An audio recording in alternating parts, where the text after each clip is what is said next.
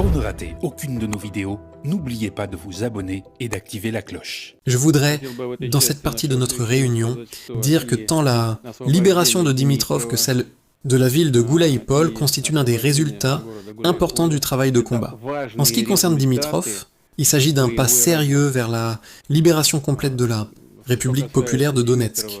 Goulaïpol est la deuxième plus grande ville de la région de Zaporijia, et après sa libération, de bonnes perspectives s'ouvrent pour le développement de l'offensive dans la région de Zaporijia. Je vous félicite tous pour ces résultats. Je vous remercie beaucoup. Et pour conclure, voici ce que je voudrais dire. Les forces armées de la Fédération de Russie conservent avec assurance l'initiative et poursuivent l'exécution des missions de l'opération militaire spéciale sur l'ensemble de la ligne de contact. Je souligne l'efficacité des actions des formations et des unités militaires du groupement de forces centre lors de l'élimination des formations des forces armées ukrainiennes encerclées dans la zone de l'agglomération Krasnoarmeïsk-Dimitrov. Le contrôle des villes de Krasnoarmeïsk et de Dimitrov crée, comme je l'ai déjà dit, de bonnes conditions pour le développement ultérieur de l'offensive et la libération complète de la République populaire de Donetsk. La prise de la ville de Goulaïpol dans la région de Zaporijia par les unités d'assaut de la 5e armée est un résultat logique, rendu possible grâce au travail minutieux des commandants et des états-majors, ainsi qu'à la préparation approfondie et complète du personnel à l'exécution des missions de combat. Les rythmes élevés de l'offensive des formations et des unités du groupement Est permettent d'avancer en libérant la région de Zaporijia. Pratiquement, si je comprends bien, tout cela se produit sur les talons de l'ennemi. Je demande au commandant, ainsi qu'aux chefs présents avec nous en liaison, de transmettre des paroles de gratitude à l'ensemble du personnel des groupements ayant accompli les missions de libération de Dimitrov et de Goulaïpol. Les commandants des groupements de forces doivent poursuivre l'exécution des missions conformément au plan de l'opération militaire spéciale. Que voudrais-je encore ajouter pour conclure notre rencontre d'aujourd'hui? Je le rappellerai encore une fois, je l'ai déjà dit à plusieurs reprises, tout a commencé.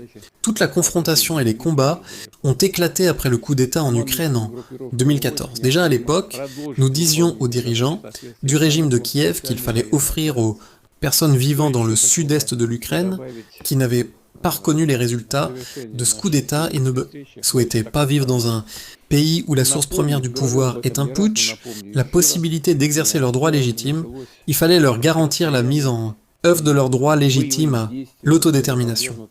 Ce droit est inscrit dans la charte de l'Organisation des Nations Unies et s'appelle le droit des nations à disposer d'elles-mêmes. Mais malheureusement, ni en 2014 ni plus tard, en 2020, personne ne nous a écoutés et la guerre a commencé. Nous essayons de la terminer. Dès le début, comme je l'ai dit, nous avons affirmé qu'il était nécessaire de retirer les troupes du régime de Kiev de ces territoires et qu'il n'y aurait alors aucune action militaire.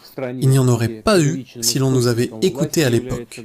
Aujourd'hui, nous voyons qu'en Occident aussi sont apparues des personnes raisonnables qui recommandent aux autorités de Kiev d'accepter des conditions dignes pour la fin du conflit et qui proposent de bonnes bases pour garantir la sécurité de l'Ukraine sur une longue perspective historique, ainsi que pour rétablir les relations avec la Fédération de Russie et reconstruire l'économie ukrainienne.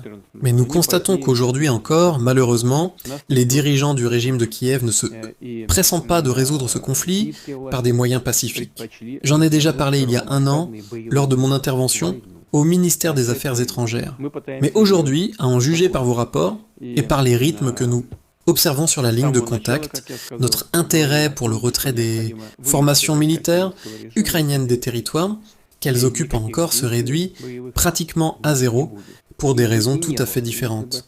Si les autorités de Kiev ne souhaitent pas mettre fin à la situation par la paix, nous résoudrons toutes les tâches qui se dressent devant nous dans le cadre de l'opération militaire spéciale par des moyens armés.